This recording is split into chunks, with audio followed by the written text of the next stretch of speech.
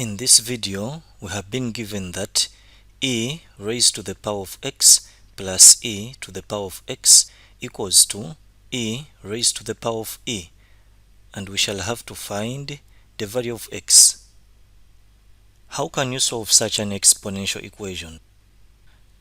We have e raised to the power of x plus e to the power of x equaling to e raised to the power of e.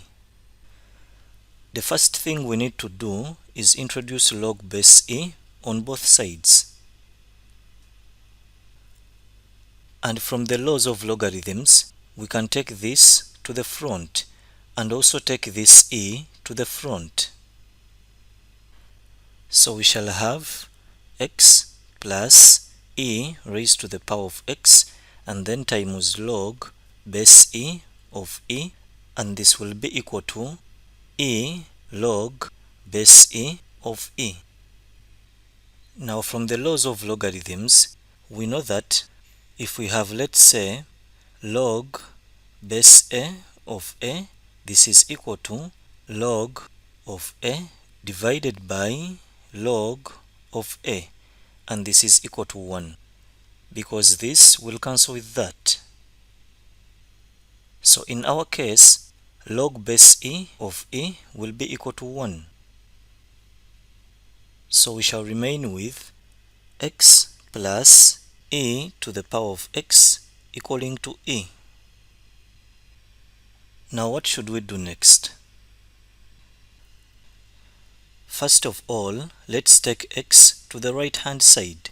So on the left hand side, we shall remain with e to the power of x, and this will be equal to e minus x. And now what we need to do is multiply both sides by e raised to the power of e minus x. So we shall have e to the power of x and then times e to the power of e minus x, and this will be equal to e minus x times e to the power of e minus x. And from the laws of exponents, we know that if we have, let's say, a raised to the power of n minus m, this is equal to a raised to the power of n divided by a raised to the power of m.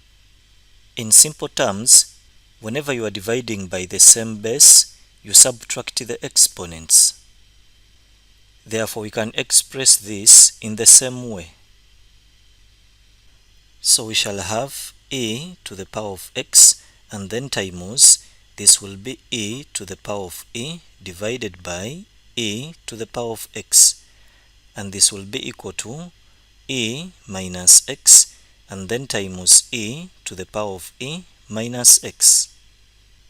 Now this will cancel with that, and so we shall remain with e to the power of e equaling to e minus x and then times e to the power of e minus x.